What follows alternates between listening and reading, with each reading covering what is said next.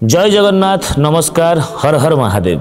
मु आपणकर सनी स्वागत करुच्ची आपणकर अति प्रिय कार्यक्रम जीवन जिज्ञासार यह भावपूर्ण आसर को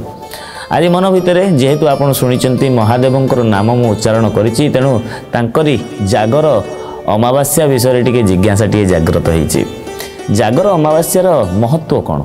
जागर अमावास्या पालन करने द्वारा आम शिवंकर कौन कृपा लाभ करिपरिबा, आम जीवन में केमिति उन्नति आसीबो से संपर्क में समाधान देवाई आम सहित जोड़ी होती हस हस मुहर आमर अति प्रिय ज्योतिर्विद एवं वास्तुविद पंडित चित्तरंजन महापात्र। नमस्कार, जय जगन्नाथ। नमस्कार, जय जगन्नाथ। जागर पालन करने आम समस्त मन वर्ष तमाम तो आम महादेव मंदिर शिव मंदिर दीपटे जालुचे पूजा अर्चना करुचे, तेज जागर राति उजागर रही दीप जाइले कौन आमको पुण्य मिल कौन लाभ पाइबा? महाशिवरात्र महात्म्य कौन पथ जानतु आज्ञा आम पूर्व आलोचना करिछे आज्ञा। महाशिवरात्र दिन आम प्रभु को रात्र समय पूजा करुचे आज्ञा। आम प्रभु भगवान शंकर को रात्र पूजा निषेध आज्ञा, केवल रात्रे पूजा करा जाए। कौन शिव मंदिर आप रात्रे पूजा देखी नथिबे आज्ञा, देवी मंदिर देखिथिबे, विष्णु मंदिर देखुथिबे, किंतु कौन शिव मंदिर रात्र पूजा निषेध आज्ञा। किंतु सही दिन महाशिवरात्र दिन राति ही पूजा करा जाए आज्ञा। शिव को महात्म्य कौन आज्ञा, शिव ये जो रात्रे पूजा करने उद्देश्य होची भगवान शंकर अंधार आलोक को प्रज्वलित करते आज्ञा, आलोक को देखाती आज्ञा। से लगी सी एमती एक ठाकुर जहाँ मानसिक आप पूर्ण अकर्म कर्म दायक, अर्थात कर्म जहाँ न थाए प्रभु शंकर दियंती आज्ञा, अर्थात भाग्यर जहाँ न थाए सी प्रदान करती। जानते महामृत्युंजय कह गले अर्थात मृत्यु को जय करती प्रभु शंकर, अर्थात आपण आयुष नहीं से आयुष प्रदान करती आज्ञा। आप ज्वलंत उदाहरण आम कार्यक्रम माध्यम आगुरी भी कही पुराण शास्त्र समेत आम बहुत उदाहरण देते आम कार्यक्रम माध्यम जो जमीक कि तो देखा गले ये शिवरात्र महात्म्य कौन ना हर हरि एक बोली शास्त्र कहे स्वयं विष्णु आ शिव एक बोली कहुए बा आम विष्णु जहाँ विष्णु आपे विष्णु आ शिव मध्य किसी पार्थक्य न थाए बोली प्राय जगह मध्य पुराण मध्य वर्णित करी, किंतु उभय अलग अलग स्थान पूजा करती पाती। जमती कि जे विष्णु उपासक से वैष्णव उपासक बोली कहुए, जे शिव उपासक से शैव उपासक कहुए, विष्णु मंदिर विष्णु पूजा पाती, शिव मंदिर शिव पूजा पाती आज्ञा। किंतु सेमानकर मिलन बा जो गोटे साक्षात आम जो कहे पर्व हरिहर भेट बोली कहुए, तो यहाँ केवल महाशिवरात्र मध्यरात्र ही थाए आज्ञा शिवरात्र दिन। तो से लगी महाशिवरात्र दिन आमे हरिहर अर्थ प्रभु शंकर अपेक्षा तो था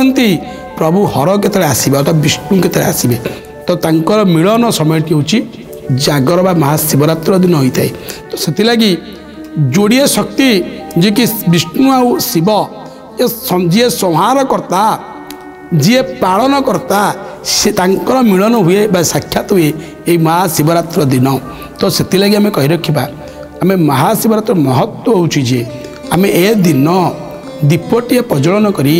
बा दीपटे जाली प्रभु का आराधना कले भगवान शंकर आ विष्णुकर आशीष लाभ करवा। आप जानते से दिन वैष्णव विष्णु उपासक लोक मैंने एवं शैव उपासक लोक मैंने भी उजागर रही जानते आप गोटे सब बड़ जिन कही रखिए आज्ञा।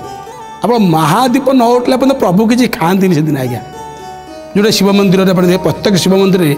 महादीप उठब हरिहर भेट हम तापर प्रभु जाकि खाती किए प्रभु भगवान शंकर खाती आज्ञा। जो हरि की देखा करती तो सी भी उपवास रहती आज्ञा,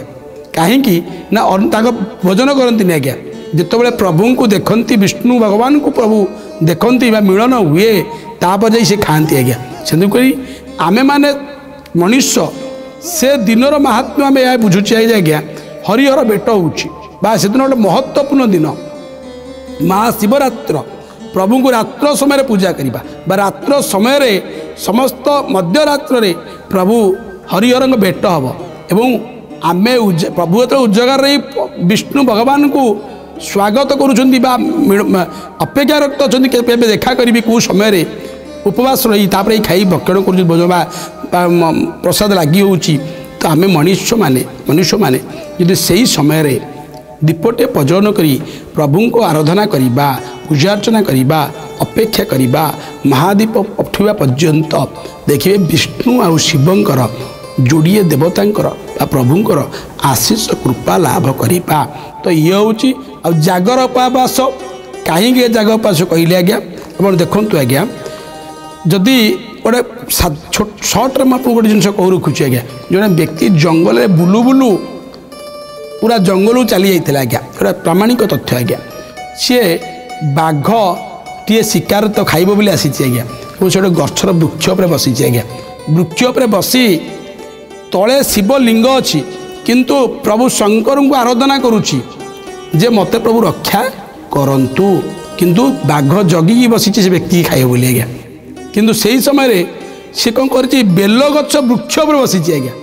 बेल पत्र को आखिर लुह टपटपे गड़ौची और बेलपत्र छिंडेकी तले पकाउची आज्ञा किंतु तले प्रभु शिवंक लिंग अच्छी ता लुह शिवलिंग पर पड़ुची से व्यक्तिर एवं बेलपत्र शिवलिंग पर पड़ुची आसी से ही समय प्रभु प्रकट होती